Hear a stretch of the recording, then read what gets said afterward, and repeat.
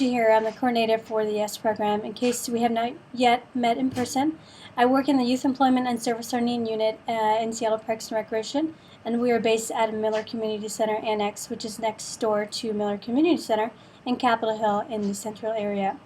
To give you some history on the program, YES stands for Youth Engaged in Service and has been around since the mid-90s. Personally, I've been with YES since 2009.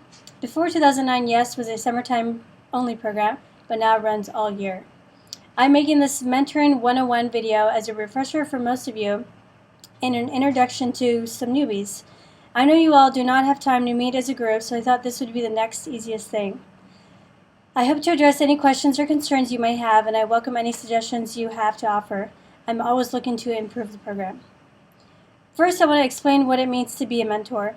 Not only do you provide a safe, nurturing, and welcoming environment, but you will also open up their eyes to the world of having a real job. Being a mentor, I'm hoping you will be able to give them meaningful work besides the daily stuff like cleaning. I know some teens aren't very serious about working, but I want them to at least be given the chance. And hopefully they will know that it's best to take advantage of it. Understand that there are times when there is downtime, but try to minimize that as much as possible. Show them that they can assist you with certain tasks and be a team player. Learning how to use a copy machine, how to make marketing flyers, how to transfer phone calls, how to place someone on hold, how to talk to customers, etc.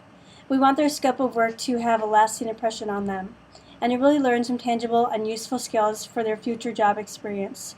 Of course, we want them to take away more than how to properly stack the tot toys, right?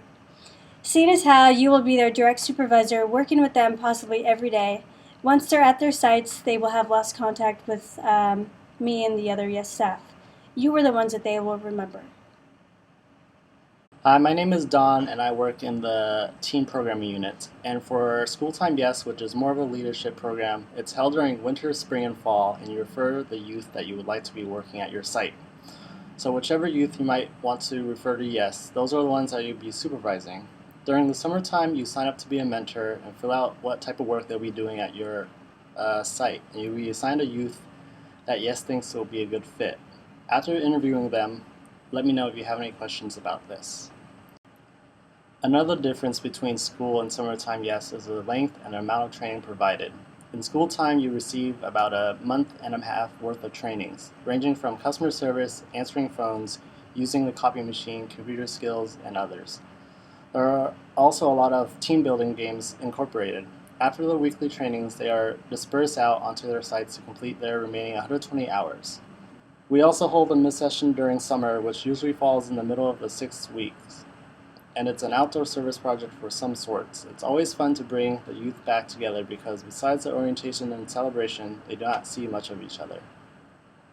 Lastly, School Time YES is for ages 14 to 19 and pays $200, while Summer YES is for ages 13 to 18 and pays $150, and they both offer service hours for high school graduation.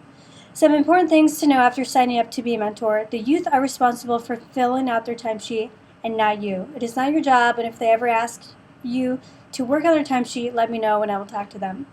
All you have to do is double check their hours in math and then initial it after every shift on the timesheet.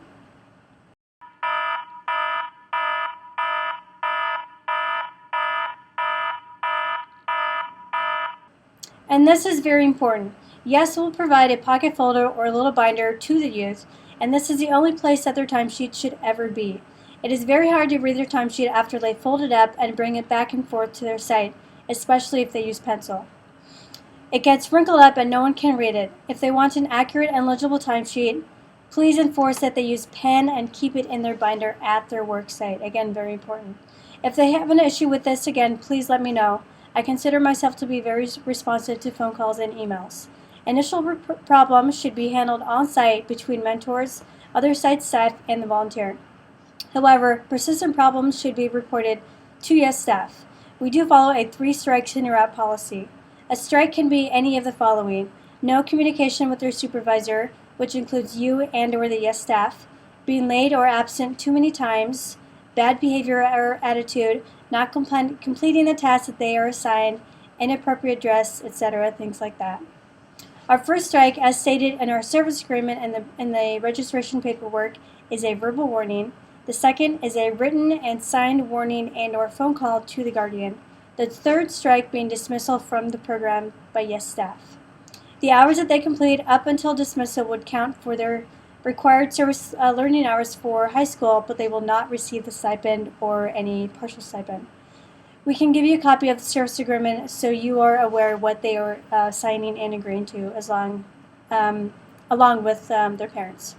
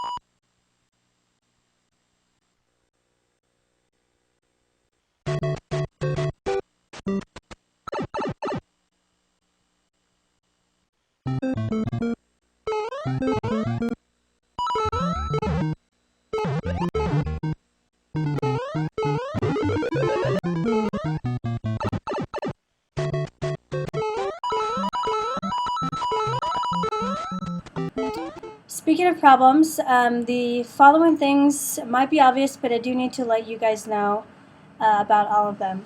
YES volunteers cannot be left without supervision, cannot supervise kids, for example, day camp kids, without staff supervision.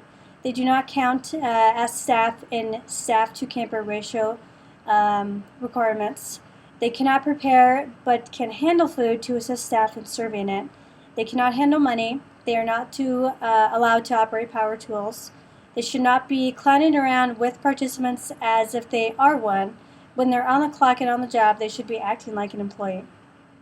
They should not be using any gadgets of any kind, like a cell phone, MP3 player, Game Boy, etc., when they're on the clock. I try to enforce that they only use those during break times or before or after clocking in. They cannot ride in your personal vehicles, only in city ones. If you notice that they are not following these rules, again, let the YES staff know. Youth receive their stipend a few weeks after the program is over. Their paperwork needs to be processed, so it usually takes 3 to 5 weeks after the program is complete. And also they need to turn in a complete and signed timesheet and also their reflection project. The reflection project is fairly open-ended, but we do give them a paper during orientation that has a list of questions that they must answer in their project. We like them to be a little creative with the project. That's why it's open-ended. They can write an essay, but we do encourage them to put more effort into it and make it more visual than just words. I can only be so clear with my expectations during the orientation and trainings, but when they are on the job at their sites, I cannot single-handedly enforce those expectations. So I need the help of you guys to enforce them with me and the other YES staff.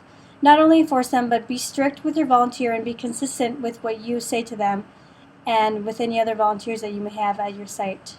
Don't be afraid to discipline them in your own, of course, appropriate way. Please keep me and the other YES staff updated on all issues, big or small.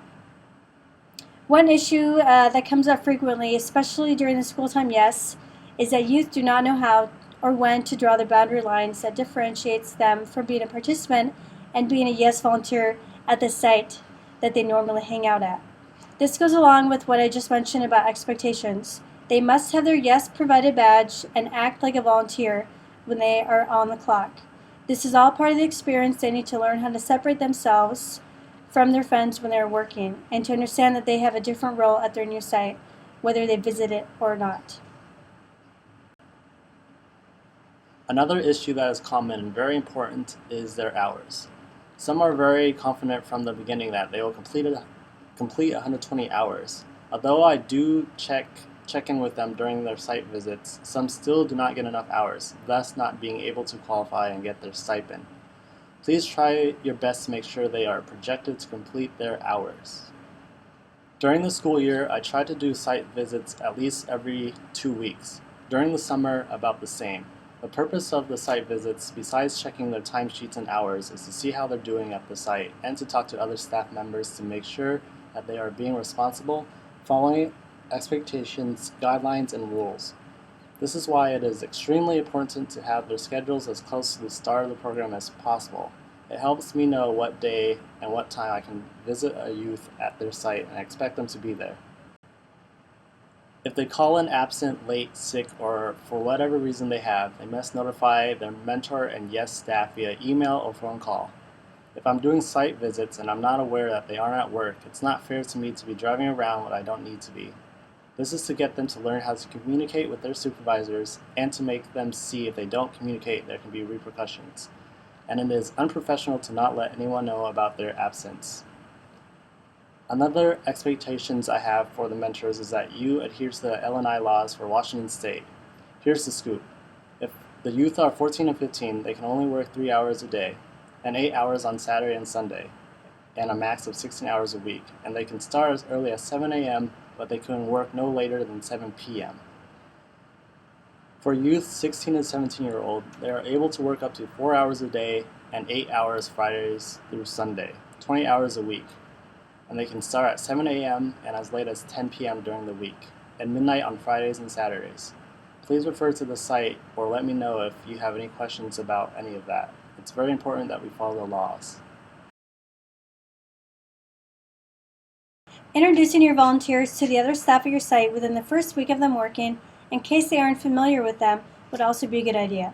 If and when you are absent, they should know who the next person in line they can rely on is to sign off on their timesheets and call if they miss a shift.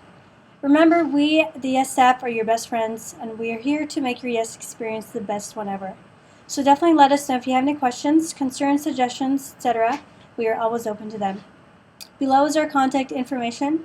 Office number is 206-684-4575. And the work cell is 206-423-3627. Our office doors at Miller Annex are always open too. If we have skipped over anything or you have burning questions, don't hesitate to let us know. If you have any specific things that you would like us to cover during orientation, definitely let us know, because that would be helpful for us and obviously helpful for you guys. You being on the other side of the program have a different experience than we do on this side, so it's always interesting to hear what you guys like, so we can make it better for you guys and your volunteer. I hope this video wasn't too boring. Thanks again for choosing to be a YES mentor. It means a lot to the youth and makes our job fun. So we will see you guys soon. Thanks again.